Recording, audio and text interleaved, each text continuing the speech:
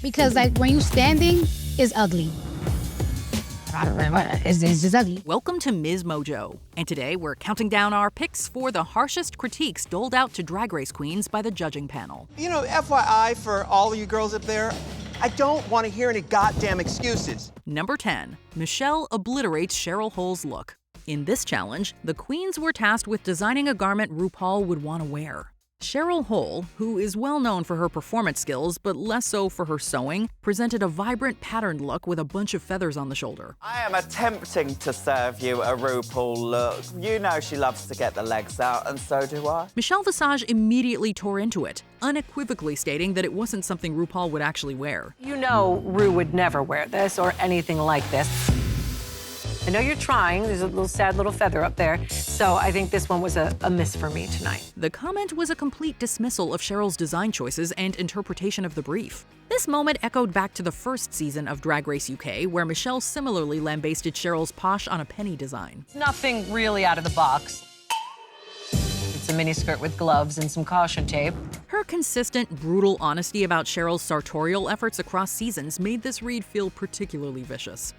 Number 9. Laganja Estranja gets attacked. The Drag Queens of Comedy Challenge triggered one of the most memorable breakdowns in Drag Race history. Laganja had been putting on an over-the-top persona throughout the competition, which became more evident in her stand-up set. Now, y'all, I am a tree hugger because if it ain't green, I'm not interested, okay? During critiques, the judges finally addressed the elephant in the room. The judges questioned the authenticity of her over-the-top performance, suggesting she was hiding behind a character. You do this thing, okay. I want you to strip down that affected facade that is there. And the few times that I've seen you not do that, I've started to warm up to you. RuPaul in particular emphasized that they didn't know the real Laganja. This unexpected truth-telling caused Laganja to crumble on the main stage, tears streaming down her face. You came to this competition to go to the next level. What we're telling you is what it takes, and I'm not gonna steer you wrong, not for no goddamn TV show. The aftermath in Untucked was even more explosive, with her famous "I feel very attacked" meltdown becoming one of the most quoted moments in the franchise. How am I supposed to feel in this moment? Ganja, I didn't want to make it that everybody was attacking you. I feel very attacked. Number 8. Alaska gets compared to Sharon Needles.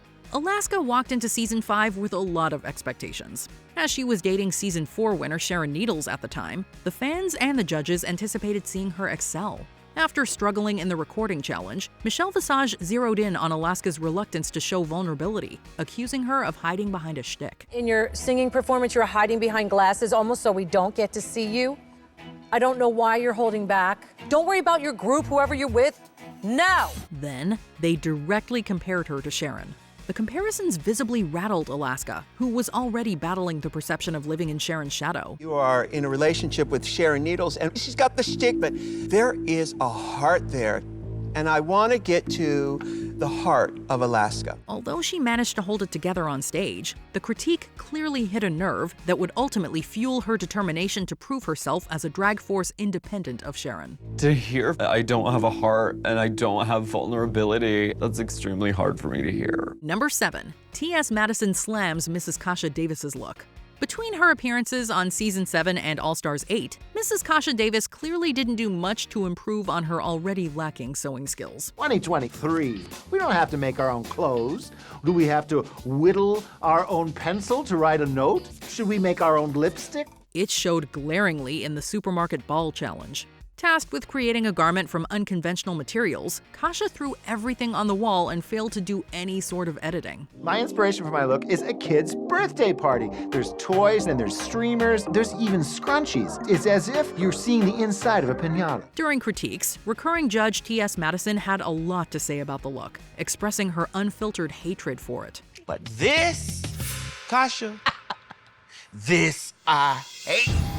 Honey, it looked like a bag of broken rubbers, honey. You know those colorful rubbers, the cheap ones. Those sentiments were shared by the other judges, resulting in Kasha being put in the bottom 2 and ultimately getting eliminated. Number 6. Nicki Minaj detests Heidi's hair and makeup. The H word seems to be thrown around constantly by the Drag Race judges.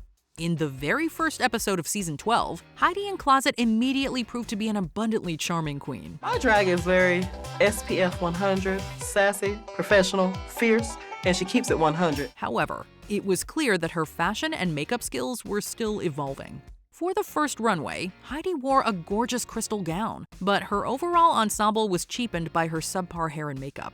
Guest judge Nicki Minaj zeroed in on this, declaring that she detested how Heidi looked. But I hate your hair and makeup today.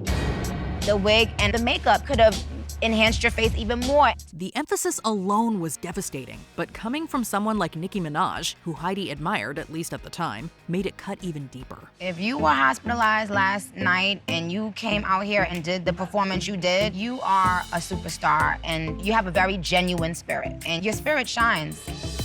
Number 5, Cardi B's no-nonsense critiques. When Grammy-winning superstar Cardi B joined the judging panel for the season 18 premiere, her no-filter approach came to bear during the critiques.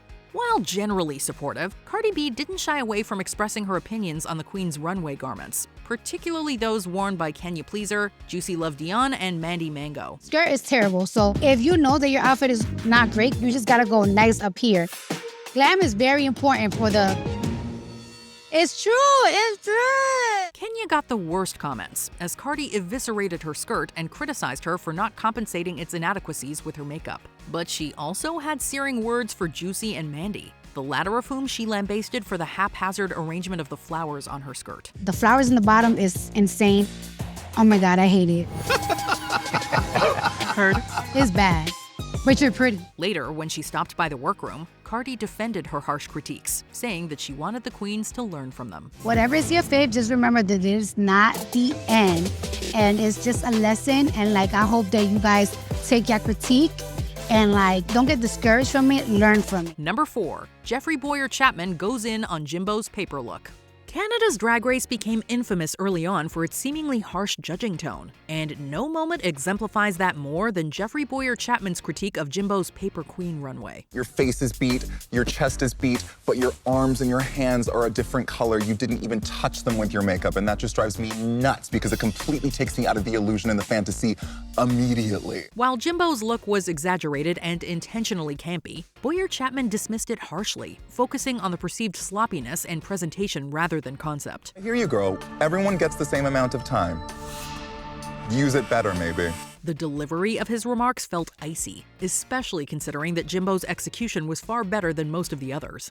Fans immediately reacted online, calling the critique unnecessarily cruel. I'm losing her a little bit. I'm just not seeing the same fire that I saw the first couple of weeks in this competition, and I'm wondering where she's going. The whole debacle contributed to Boyer-Chapman being taken off the judging panel at the end of the season. Number 3, Trashgate. Taking the time to create a garment and having it get trashed on the main stage must sting quite hard. Drag Race Philippines finalist Eva LaQueen certainly felt that way during the Shop Shop Ladies Ball. When the girls come to the Untalk, they would say, oh, ang bait ni Sir Raho, oh my God, gusto ko yung critique niya, very very uplifting, ganyan. It's like, oh wow, oh my God, I haven't experienced that. After weeks of being safe, Eva was eager to hear critiques from the judges, but she was clearly not expecting what she eventually received. Raho Laurel looked directly at her and flatly referred to her garment as trash. There was no metaphor, no softening language, nothing. I'm being fierce because I know you can do better. And I'm being hard because I have seen what you can do. And this is trash. Oh no. The comment immediately shifted the energy in the room, and Eva's reaction made it even harder to watch. In Untucked, she broke down in tears, clearly shaken by how harsh and public the critique had been. It was called the trash. You were not. You were not.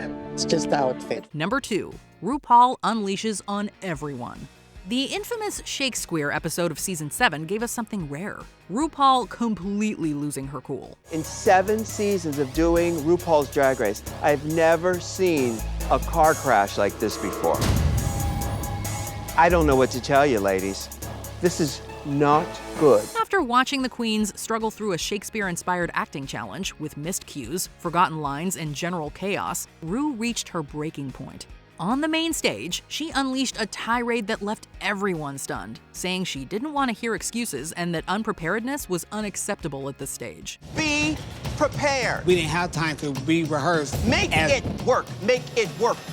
make it happen. I don't want to hear any goddamn excuses anymore. This was one of the first times RuPaul had really unleashed on the queens, and it certainly left them shaking in their boots. If they needed any reminder who really ran the show, this was it. Having said that, my children, while you untuck backstage, the judges and I will deliberate. Before we continue, be sure to subscribe to our channel and ring the bell to get notified about our latest videos. You have the option to be notified for occasional videos or all of them. If you're on your phone, make sure you go into your settings and switch on notifications. Number 1. Michelle critiques Adore's talent show number. When All Stars returned after 4 years for its second season, the judges expected the queens to bring their absolute best to the main stage every week. For the talent show, Michelle Visage didn't seem to think Adore Delano met that standard.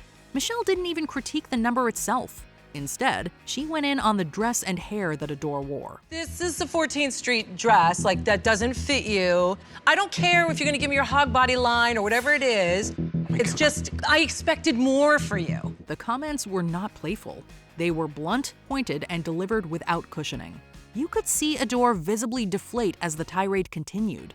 Michelle also took issue with this, stating that Adore didn't seem to care about what the judges had to say. But do you care? Because like everything's like blasé. Girl, I completely care. I mean, I've expected like you to kind of go ham, but you went ham, so I mean, that's a human reaction. The comments lingered in Adore's mind even after the runway, ultimately pushing her to quit the competition entirely. Tell me what's going on. I'm leaving. Tell me why. I just didn't feel like this is for me. Because? You're a bit harsh, girl. Which savage Drag Race critique left you gagging? Let us know in the comments.